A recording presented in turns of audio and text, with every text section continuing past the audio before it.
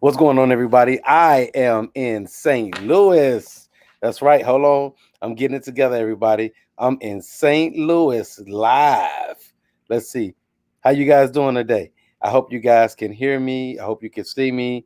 I'm making sure that you can right now. I am in St. Louis and I am live in St. Louis. Everybody, what's going on? I'm in St. Louis at the Fox Den. I'm in the Fox Den. You see the fox behind me? There's a fox right there. There's a fox right there. I'm in the den. It is off the chain. I'm looking forward to this show. I got my man Troy Pryor on the line tonight. It is going down. So I know there's a lot going on. I know you guys watched that presidential debate. That was wild, wasn't it? It was so crazy that I left watching the presidential debate.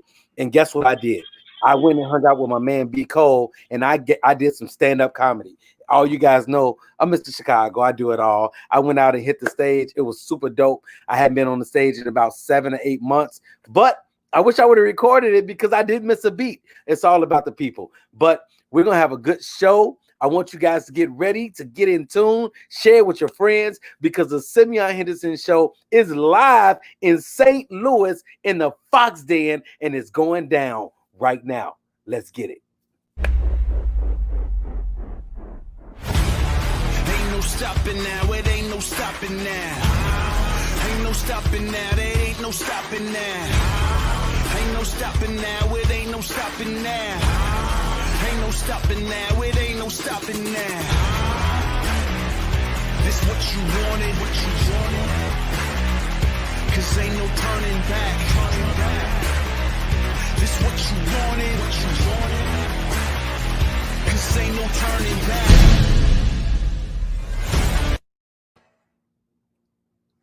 What's going on, everybody? Welcome to the Simeon Henderson Show, where we're giving a voice to the people.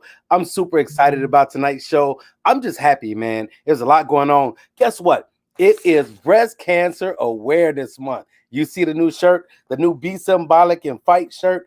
We have to support our brothers and sisters that are dealing with this thing called cancer.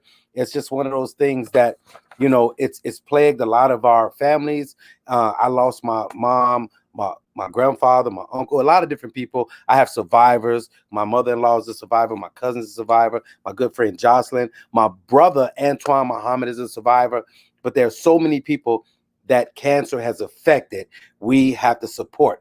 So I need you guys to get your shirt, Be Symbolic and Fight. And you know, Be Symbolic means simply your best. Ladies and gentlemen, boys and girls, welcome to the Simeon Henderson Show. Tonight, I'm excited to welcome American producer, actor, public speaker, Troy Pryor. He's the founder of the creative Cypher. That's an entertainment company that's giving a voice to the people. And the successful voice of he's done voiceover work, acting. Troy Pryor has led so many different events and venues. He's an award-winning content and earned collaborations with networks such as ABC, HGTV, Warner Brothers Entertainment, DIY Network, TV One, and Inspire TV. That's right, Troy. I do my homework on you, brother. I follow you. I met this brother years ago, and I'll tell you the story about how we met. But Troy has always been a pioneer, a trendsetter, and now he's a new daddy. Welcome to the Simeon Henderson Show, everybody. Troy Pryor.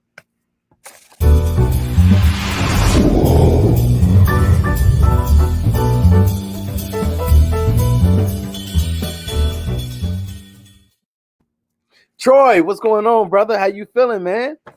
I'm good, man. I'm blessed to be here. I appreciate this. This is awesome. Man, thanks for having me. It's so good to see you, Troy. I want to get into it. Before I get into it, I always forget this. I can't forget to say what's up to my executive producer, Jamani and Amdi, my producer, Jose Perez, my DP out in North Carolina, Darren DeShazer, and my creative director, Shelton Smith, and everybody that supports the Simeon Henderson Show. We are live in St. Louis at the Den, at the Fox Den. And Troy, I want to get into it, brother. So first of all, I want to say congratulations on your success in the television industry. I mean, you've been doing it. You started the Creative Cypher. You've worked in television. You've done voiceover. You work with the Screen Actors Guild. I mean, you're a motivational speaker, you work in the communities, you have a lot going on. Tell us about the collaborations that you've shared with different artists and your goal. It's been a blessing to work with a lot of really cool people. When I came into the industry, it was, just as a talent. And I can honestly say, if I had booked every role, if I had booked every project I auditioned for, then I wouldn't be doing any of the things that I was doing right now. So, this idea of necessity is the mother of all invention. But in that journey, it allowed me to connect with so many artists in a variety of ways. So by the time I got behind the camera, it was easier for me to know that language. Then when I got elected to some of the boards and understood a lot of contracts, it made it a lot more manageable to connect dots on both sides of things to make sure projects were being managed properly and really was opening up doors.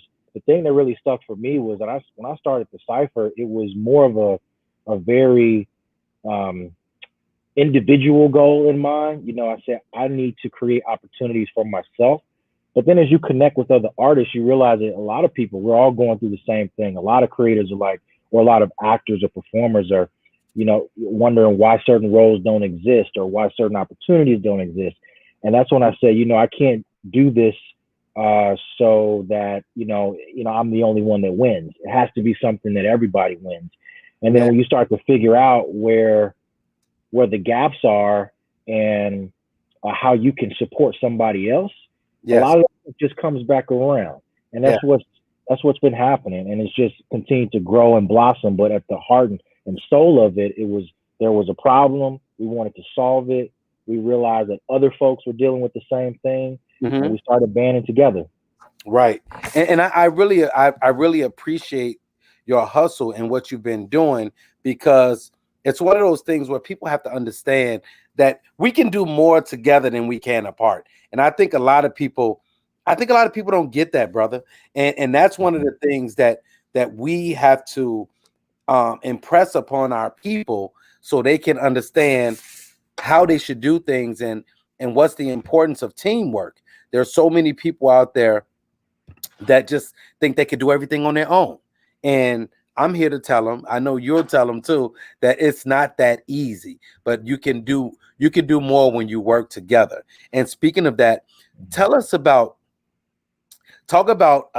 us about your role with President Obama's White House project, A Call to the Arts. So I know you worked with that. What was that like? So it was cool. It was a rather indirect relationship with the program through the Screen Actors Guild. And this was obviously a couple years ago. We got a different situation right now. That's a whole other conversation. So side note, whoever's listening, vote. Get out there and vote. But the program was really cool. It was very consistent with some of the programs we were doing with our not-for-profit at the time, Cypher Foundation.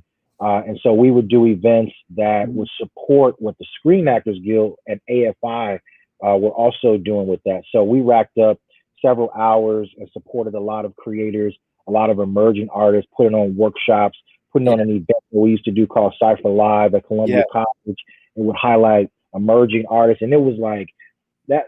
Cypher Live was like a Pandora's box for me, man, because it was a great experience, but we were doing a lot. We were doing too much in one event, but it did help out a lot of artists. And it gave us it was sort of the precursor to where we started to break up some of those things into some programs that we're doing now. But all of those things fell under this program that President Obama put together to support the arts and education by way of SAG-AFTRA. That was my relationship with the program. That's awesome. That's awesome, man. And tell us about your faith, man, and how imperative it is for you to minister through your work. Because I know you. I've been knowing you, and we'll get to that later. But I know that you're a man of faith. I know that you're a family man, and I know that it's so important for you to move through your faith, and that's what keeps you grounded. Tell us about that. Well, man, I grew up heavily in the church. Come from a family full of ministers, and I was put in the pulpit when I was 13. to start speaking, and that's actually where my public speaking career essentially started. Right. In church, like many folks, whether they were singers or speakers, a lot of times we start in church. That's your first crowd, that's your first audience. And to be honest, I've been on stage in front of vastly different crowds, different sizes, but there's nothing like speaking at your home church. For sure. Man, especially with the church you grew up in. Go on, baby. I'm so proud of you. You can't do nothing wrong. Man, you got both sides, because you got that, but then it's also for me, that was actually the most nerve-wracking, because you knew that those folks saw you growing up. So but a lot of that stems from that, man. So as it relates to what I'm doing in entertainment, I just knew that whatever I would inevitably do would need to have a bigger purpose behind it. And we see every day individuals that have achieved great things in the industry. You could say that they've made it, but they may not be happy. And a lot of times it's because a lot of the stuff is superficial. And we know that. We work in a very vain and superficial industry, but it does provide a vehicle and a platform to do some amazing things and some positive things. And I just feel that, oftentimes if we just stick to the talents and gifts that we've been blessed with, we can elevate one another for sure. And I've been blessed with the ability to apply those things in the entertainment industry. But honestly, if I was in any industry, I would still apply those, because those are foundational values that I would apply no matter where. And I think that when you look at folks that seem to understand that, it looks like things flow. At least that's what it appears, because you don't always know what somebody's going through. But it just, when I look at certain folks that are in the entertainment industry, and it just looks like they get it. It looks like entertainment is a vehicle to do something bigger. And that's always what I always wanted to do. Man, that's cool. Everybody, you're watching the Simeon Henderson Show, where we're giving a voice to the people. This is the show/podcast that gives voice to the people, and we are taking this thing global. We are in St. Louis at the Fox Den. I want to give a big shout out to all of my producers, my executive producer, Jamani and Amdi, and intellectualradio.com, iHeartRadio, and iTunes, and Earl Winfrey. It's just one of those things where we have to understand who we are and whose we are and come together to make a difference. I'm sitting here with my brother, Troy Pryor, and we're going to take a quick commercial break, and we're going to come back, and we're going to get more into Troy Pryor and what's this whole thing about the creative Cypher. So before we get going, I want you guys to check out this commercial from Recon Credit Repair. If you guys are anything like me and you have bad credit, just because you didn't have the knowledge, you can reach out to my people over at Recon Credit Repair, and they are doing a thing where they're helping people right now. So reach out to them, and we'll be right back with Troy and the Creative Cypher. Check out a word from our sponsor.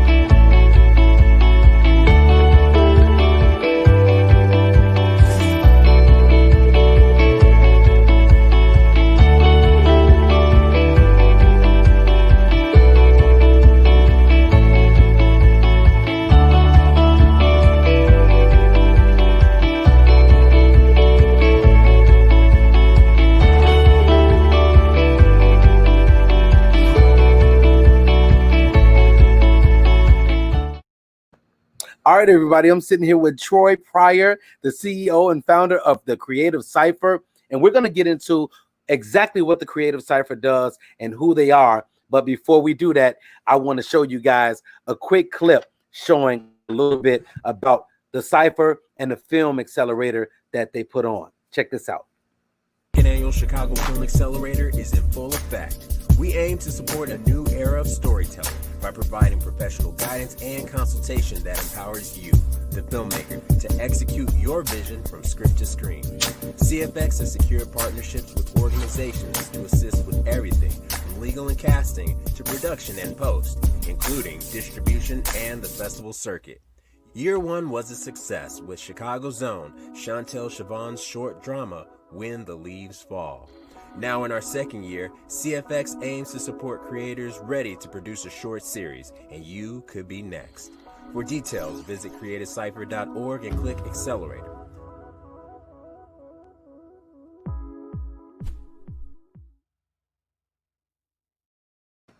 All right.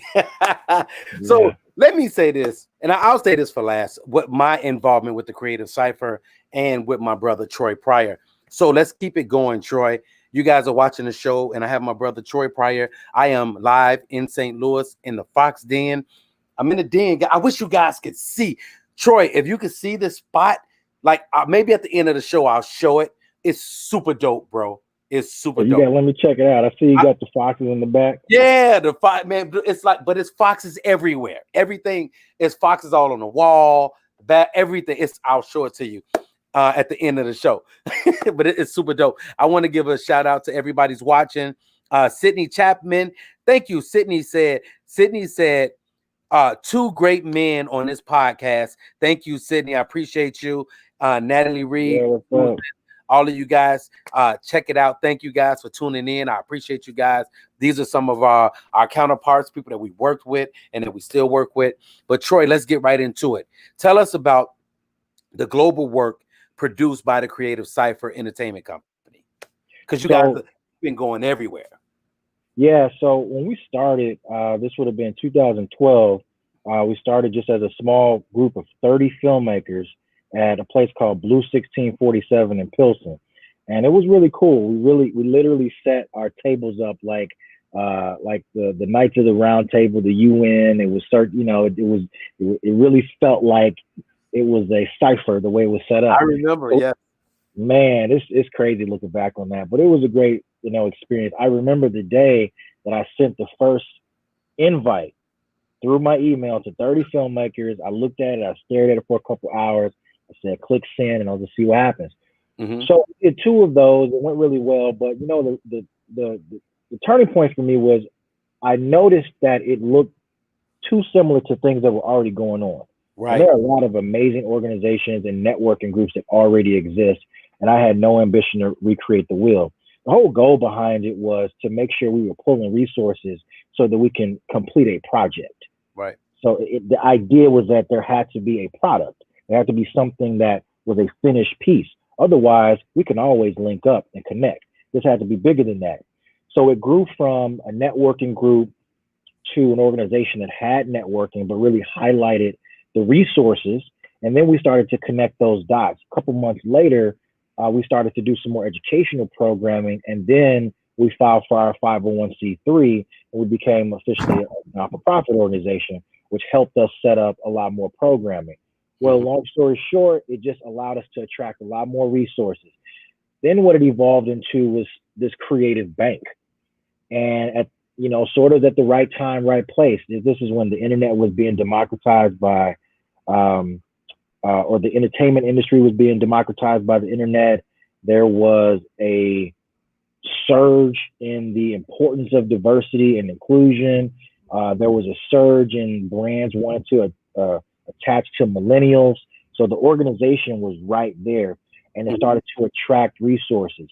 Next thing, it started to partner with existing firms and organizations that needed to diversify. I'll put it like that, and it just continued to expand our bank of resources. Right. So fast forward to today, we took all of the programming that made more sense to be under not-for-profit and allowed that to be under what's called Cypher Foundation. That focuses on all of the outreach, the accelerator program, which you just saw, grants, and community events to support the filmmaking and creative community. Aside from that, we launched the Cypher LLC, which is a multi-service entertainment company. And that entity actually helps produce the content, the live events, the digital works, and that's what's really expanding a lot more. Some of the programming that we launched in Chicago did so well that they became their own entities, and then we replicated it in LA, Atlanta, and partnered with some teammates in the UK to also do that. So we got some exciting things rolling right now, but everything within the Cypher ecosystem falls into those two entities: Cypher Foundation and then Creative Cypher. Man, it's just amazing to me because people have these goals and these aspirations and they have these dreams and they want to do these things, but the problem is they don't know how to execute, or even if they do know how to execute, they don't have that drive and that push and that intestinal fortitude to actually bring it to pass. And what you've done, I've seen the inception of the Cypher. I've been around since the inception, and I've seen you grow and build through it all, through the good times, the bad times, or not so good times, but you stayed focused on the vision. And that's what I tell people a lot. They don't understand that sometimes a lot of the times you just have to stay faithful and focused. You have to stay committed to that thing, because it's not gonna grow and prosper as fast as you want it to. But the key is when you have that staying power. And that's what I appreciate about you. You have that staying power. Speaking of that, how does it feel to be the youngest person ever elected to the Chicago Screen Actors Guild and American Television and Radio Artists Board of Directors? You know, at the time, I didn't think a whole lot. You know, I don't think I really appreciated it at the time. Again, another organization that does amazing things and was looking to incorporate some fresh ideas. And when I was elected, I ran at 26 and got elected. And this was right after the unions merged, because right before that, there was just SAG, and then there was AFTRA. Then the unions merged, and then they created a new board structure, which is the one I was elected to. So I served 3 terms on that board and co-chaired new media, became a national delegate. And that was the first board that I was on. So it was awesome to just, at least the first term, to just be in the room and be a sponge and learn. And you know, the oldest member was a 90-year-old individual. So you can imagine just the amount of wisdom and history that you could pick up on. But the key for me was really learning the contracts and learning what made the organization tick, and how to work with the producers and make sure a project could be flipped from non-union to union. And then from that board, it gave me the experience of how to run board meetings and the process and how to build a team. And now, almost 11 boards later, because I sit on a bunch of them now, including some that I've founded, if it wasn't for me joining that, I don't believe I would have gotten on some of the other ones. So it was a great experience for sure. That's what you did, what we call show and prove, and you became a student to the game. It's like this. If I work for a cleaning company and I learn all the ins and outs of working for that company, how to do it, why not start my own company? It's kind of like, I'm gonna give you this analogy and tell me what you think about it. You know how they have welfare, public aid? It's called welfare, right? Do you understand? People go through tough times. You're talking about people that lost their jobs and things like that. It's only until you fare well. So the welfare is until you fare well. So until you get back up on your feet, it's a helping hand. And what am I saying? You have to help yourself. If you don't help yourself, nobody else is going to help you. When you lose your job or you get down or something happens, if you don't pick yourself up and you don't go for it, it's never going to happen. So people have to understand that, and they have to know that. And speaking of that, I want you to talk to us. It's so much stuff I could talk to you about, but we only have 30 minutes. And I'm trying to, do this thing where I stay boom, boom, boom on point all the time. And you've watching the show grow, and you watch me grow, and I've watched you grow. It's one of those things where I remember with everybody. Let me tell you the story about how I met Troy.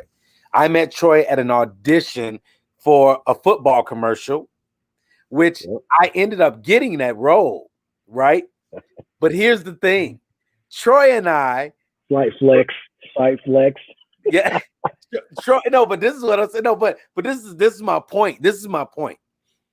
Because you know me, Troy. You know I'm just like you, one of the most humble brothers you ever meet. The reason I'm telling this story is because there's a story of triumph twofold. This is the day I met Troy.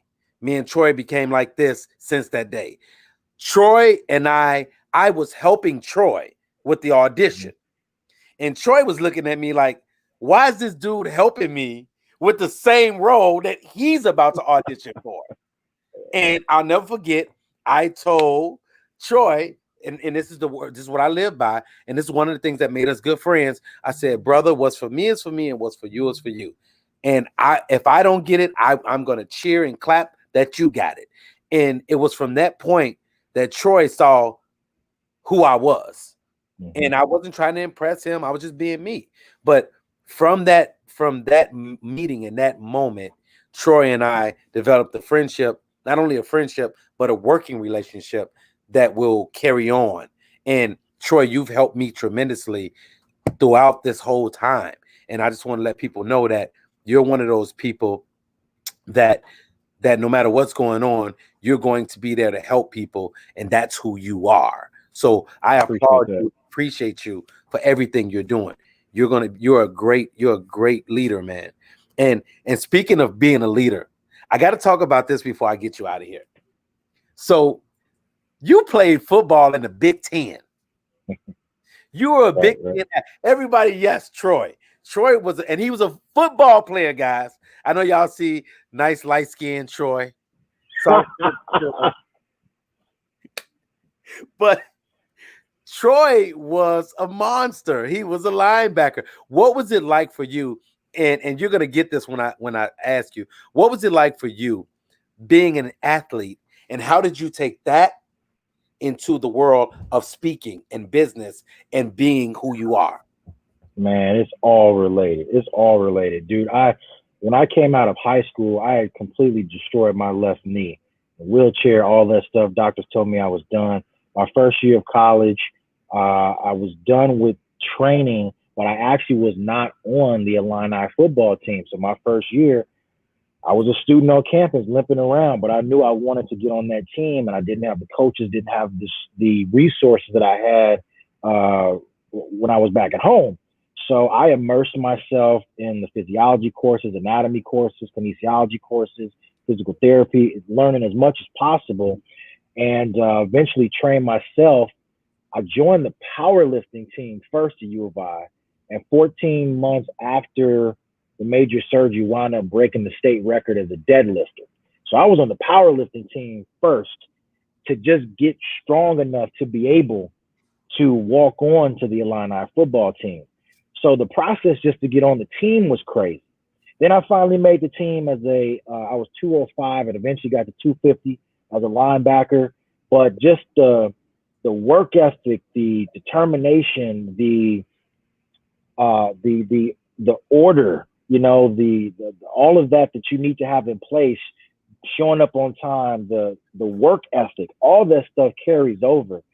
And I can see how working in such a challenging industry today, symbolic shirts. It's completely. I completely benefited from having that experience as an athlete and applying those lessons to what we're doing today. Whether it's something as simple as just learning your lines and memorizing what you need to memorize, all the way to just understanding that this whole thing is a process, and you're never finished. You're always growing. You're always growing. You're always improving. You're always perfecting your craft. And one of the biggest things that I apply in my own career, but also in my producing career with Cypher, is that you got to surround yourself with a strong team. The level of success that I want to achieve, that we talk about achieving, is impossible if you're the only one doing it. You've got to be a great talent scout. You got to surround yourself with the right people. And you got to be humble enough to know that you don't have it all. You don't know it all. And you got to work with folks that can not only challenge you, but help you grow. And making sure that everybody wins is the key. That's the key to it all. Everybody's got to win. See, that's what people don't get. They don't get that, Troy. But when they come around brothers like you and myself, they get it. They have no choice but to get it. Man, this interview could go on all night. The last question I'm going to ask you is this. We know that there's the Black Harvest Film Festival, which is in Chicago. And I've been proud and privy to be a part of the Black Harvest Film Festival for at least 15 years now. So I'm super happy about that. But it's one of those things where Barbara shares, Karen Durham, and we can't forget our boy Sergio Mims and the whole staff, everybody over there. They just work in excellence. Harold Dennis works with them. I've done a lot of work with them. You've been working with them for the past few years, but not only have you been working with them, you are now, I just want you to know this. You're the reason why I didn't run for office for the Screen Actors Guild because I'm not going to run against you. I'm like, he's going to take care of it. All I got to do is call Troy. And then I'm like, and then now you serve as co-chair for the Black Harvest Film Festival. What is that like, brother? It's awesome, man. I can remember working with at the time it was Dion and Susan Strohorn on one of their projects. It was one of the first independent projects I worked. I think we work on that one together. So it's crazy. This stuff goes full circle. So project got into the festival, and that was my first experience being at the festival, just watching, myself on the screen, which is cool. And then maybe, I don't know if it was the festival after or right after that, I produced my first project called Intersection, which made it into the festival as well. So it went from being in the festival as an actor to being in the festival as a creator to joining the council for at least 3 years to now co-chairing the council, which is just an awesome experience and just another example of how we're all on this journey. And you can look back and you can see all the steps that you've taken. And so now I'm just very grateful to be in a position to help guide the council as the co-chair, along with NK, another dope artist here in Chicago. And the festival is coming up. It's the entire month of November. It's virtual. So go to the Cisco website, check it out, grab your tickets, check out the lineup. It's going to be amazing. And of course, we're all going through this craziness with the pandemic, but I'm very proud to say that the Cisco Black Harvest, as many other organizations, have made the pivot to keep things going. And we're excited about the future. Man, I'm excited, man. It's so good to have you on the show, brother. Tell everybody what's next for Troy Pryor. So we got a couple things going on. I'm also a advisory board member for the Black Perspectives team for Chicago International Film Festival, which is this month coming up. Dope lineup of content as well, for sure. Coming up in November, I'll be speaking at University of Illinois for the for the College of Media on representation in media, about why that counts. Our Film Accelerator program that you just saw the promo for at the beginning launches November. So all you filmmakers that want to create short form content, digital series, go to creatorcypher.org, click on Accelerator, and you can submit your project for the Accelerator program. So we're really excited about that. I launched my own podcast coming up in November. So Simbo, you got to be on that one. You already. And just excited about the future, man. We built this ecosystem, and it took almost 8 years to get it where it is, but now we're able to actually leverage it and access a lot of great resources to build. So we're excited for the future. Man, that's awesome, brother. I'm looking forward to it. I'm looking forward to more from you. And I have to tell you this because you are truly symbolic.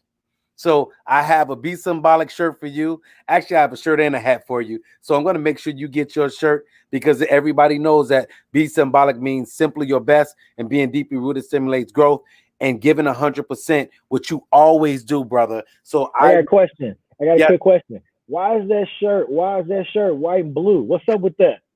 No. Say it right. Why is the shirt blue and white? You know why. Can anybody on this podcast watching say "Go Mob"? Say it with me now. Phi Beta Sigma. And you know what I'm gonna do. We have to set the example for everybody. So once we set the example, we good. You can do your thing. You know what I'm gonna do for you, Troy? You know what I'm gonna do for you? Your shirt, your Be Symbolic shirt, is gonna be black and gold. Appreciate that. I don't know if you saw I posted because I gave Fred and Messiah a purple and gold, yellow. Nice. Yours is gonna be black and gold. So it'll be a black shirt with the gold be symbolic. I got you, brother. I'm fair. Word. I'm fair. That's love. I got you. So I will. Man, I want to thank you so much, man. Troy Pryor, thank you, man, for joining the show. And I just want you to continue to encourage, motivate, and inspire others to become successful. God bless you, brother. Everything you're doing is turning to gold. God bless your wife and your new baby. Thank you for being a great friend. I look forward to doing some work with you. And I just talked to you earlier today about something I need you to do. So you better get ready. I'm reading. Hey, Troy is always behind the scenes, but we're going to put his butt back in front of the camera for a little bit. So thank you, Troy, man. I appreciate you for taking the time out to sit with me and do this interview. And everybody, I'm in St. Louis in the Fox Den with Troy Pryor. That's right. The show is in St. Louis live. And I got somebody I'm going to bring on the show. He's a childhood friend of mine. We've been knowing each other since we were 14, 15 years old, and he's one of my best friends. And I'm going to bring him on the show. A lot of people watching right now, you guys know who he is, but I'm going to bring him on the show after you guys check out the 5 things that you need to know from our very own Chicago Fly Guy. Troy, don't hang up because I want to show you something, okay? All right, cool. All right, brother, I appreciate you. Sweet. Thanks for coming on the show, man. Everybody, Troy with the Creative Cypher, make sure you check him out. We're live in St. Louis in the Fox Den. Check out the Fly Guy. I'm the Chicago Fly Guy, and these are the 5 things you need to know right here on the Simeon Henderson Show. Number 5, Kevin Hart and his wife Nico Hart just gave birth to their second child together on September 29th. The couple says they now have a little bit of heaven right here on earth. Number 4, Nene Leakes and Wendy Williams were once friends. Now they have a frenemy feud going because the Real Housewife of Atlanta star says she's exiting the show. As Nene ends her career with Real Housewives of Atlanta and Bravo, should she end her friendship with Wendy? Number 3, Mariah Carey's memoir just dropped. The memoir exposes how the songstress went to the home of her high school bully and left her stunned at the amazing success of Mariah. Mariah, I think you're still invested in the emotions of what happened during that bullying episode. Number 2, Gabrielle Union and NBC5 has now resolved the discrimination allegations after the star was fired 1 year ago from America's Got Talent. And the number 1 thing you need to know is the presidential debate was Tuesday, and what a demonstration it was. But Joe Biden won. Joe Biden is declared the winner, and America, you must vote your hope. I'm the Chicago Fly Guy, and these have been the 5 things that you need to know right here on the Simeon Henderson Show. Everybody, that is our Chicago Fly Guy. And I am out here in St. Louis at the Fox Den with my best friend, y'all, Ron Harris, a.k.a. Coach Ron. And Coach Ron, he has this thing, y'all. It's called Boxercise, where he's helping people get in shape through boxing. He's coached a lot of champions. Alexander, what's Alexander? Devin Alexander, the man actually coaching, but he worked out with him. You know, he worked him out. Yeah. But Ron has been doing a lot of big things. He works with the youth. He's gotten a lot of kids off the street and getting them involved, not only in boxing, but getting them back in school and just being better. He not used to being on TV, guys. So excuse his gum chewing and is not looking. But Ron, real quick, man. I just wanted to bring you in, man. I want you to say what's up to everybody, man. How y'all doing, man? How y'all doing? I'm Ron, boxing coach out of St. Louis, Missouri. I like to say probably one of the best and probably the second best, maybe. But I do run a program called Boxercise in St. Louis. I call it Boxercise St. Louis. Just helping keep people in shape, keep people off the couch. Don't let them get depressed. Help some people with their anxiety and stuff like that. I suffer with it myself, but I just like to get people out, out their house and off the couch and come on out and get in a little shape. It's not easy, but it gets easier. And I just try to keep people encouraged. So I'm gonna share something with you guys. And I know Ron don't mind me sharing, but my niece, Ron's daughter, Ron lost his daughter, which is my niece, and one of the things when he talk about overcoming depression and things like that, I don't know if you guys really understand what it's like to lose a child, but this can weigh on you. But he's been able to, deal with these things through what he does, and not only that, by helping people. And I'm looking forward to Nia did a song, and my brother is getting ready to put the song together. He's going to put it out. We're going to support it right here on the Simeon Henderson Show, and we're going to support everything he's doing. And I want you guys to check out Coach Ron at Coach Ron on Instagram, Ronald Harris on Facebook. Make sure you guys check him out, support what he's doing, because he is helping the people, helping the youth, and trying to make a difference in this world. So make sure you guys check out my brother Ron. Thanks, Ron. Right on, y'all. Peace, love, and hair grease.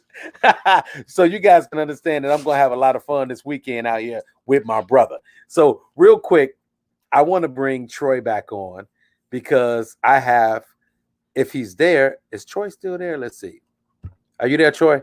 There he is. So everybody, you've been watching the Simeon Henderson Show, where we're giving a voice to the people. We are at the end. So I hope you guys had a good time. It's just one of those shows that we just want to give a voice to the people. We want to talk about good things. We know there's a lot going on. The presidential debate is over. It was crazy. And I want you guys to vote. And there's a reason why you guys need to vote. And I hope you guys do it. Troy, let me ask you one question. What did you think about the presidential debate? Horrible. It was horrible, man. It just made us look like fools to the rest of the world. It was the worst debate I've ever seen in my life. Worst debate. For folks that know who, Trump is and all of that, they knew what he was going to be doing. And, that's just a tactic because there was nothing else for him to talk about, So he was just out there loud, it was horrible, man. It was not a good representation of what leadership is supposed to be. You know what he reminded me of? And I know this because I used to be that kid, because everyone knows that I had a learning disability, right? Everybody knows that, but I learned. But it reminds me of, remember, if there was a kid in the class that wasn't as smart as everybody else, he couldn't get the lesson. So what did he do? He acted out, right? He acted out. So Trump is not the smartest person in the world. So when he's faced with these questions, what did he do? He acted out. He overtalked the narrator, the moderator. He overtalked Biden. And I think the thing that really stood out the most for me was the fact that he wouldn't denounce white supremacy. He can't because those are his supporters. That's his money. That's what he get. And he wouldn't do it. And he still won't do it. If that doesn't show you and tell you something, I'm done. I don't know. So guys, you got to vote. And if you don't vote, you can't. I almost cussed. You can't say nothing if you don't vote. I'm going to tell you like this. My buddy made a shirt. It says STU and vote. Shut up and vote. You can fill in a rest. So if you don't vote, you can't talk, right? So Troy, man, thank you. Let me show. So guys, thank you guys for tuning in to the Simeon Henderson Show, where we're giving a voice to the people. Shout out to my executive producer, Jamani and Amdi, my producer, Darren DeShazer, Jose Perez, and the Chicago Fly Guy, my creative director, Shelton Smith. I am live in the den at the Fox Den in St. Louis, and we had Troy Pryor with the Creative Cypher on today, and we're going to end this show today showing you the den. So here you go, Troy, you get to see the den. I lost you, Troy. Where you at? I'm still here. So you get to see the den. So I wanted to show you why they call it the Fox Den. Oh, watch that. So look. So we got foxes everywhere, everybody. There's foxes everywhere. There's a fox everywhere. You hear me? There's a fox everywhere. There's foxes. Look, foxes everywhere, bro. Look, pillows are foxes. Pictures are foxes. Figurines are foxes. Foxes all through the place, everywhere. And when you come in, it says beware of fox. So I want to give a big shout out, give a big shout out to my brother Ron for setting this up, and the people over here at the Fox Den for having the Simeon Henderson show in. And Troy, thank you so much for tuning in, brother. I appreciate you. I love. Thanks for having me. And make sure you continue to do what you're doing, and we're going to support you and the creative Cypher and everything you got going on, brother. I look forward to talking to you soon. Appreciate it. Thanks. Peace. So everybody, thank you guys so much. Everybody that's watching, remember, your vote counts. Whoever you want to vote for, that's your prerogative. You have the right to vote for whoever you want to vote for. But all I have to say is, when you make that vote, make sure that you are voting for what you think is right and what's going to help the people, what's going to help the community, and what's going to help America. So thank you for tuning in, guys. Big shout out to Recon Credit Repair and all of my sponsors. Thank you guys so much. Darren DeShazer, Tremonti Amdi, Jose Perez, Sheldon Smith. The Simeon Henderson Show. Be symbolic, simply your best, because being deeply rooted stimulates growth. I'll see you guys next time on the Simeon Henderson Show. All right, we out.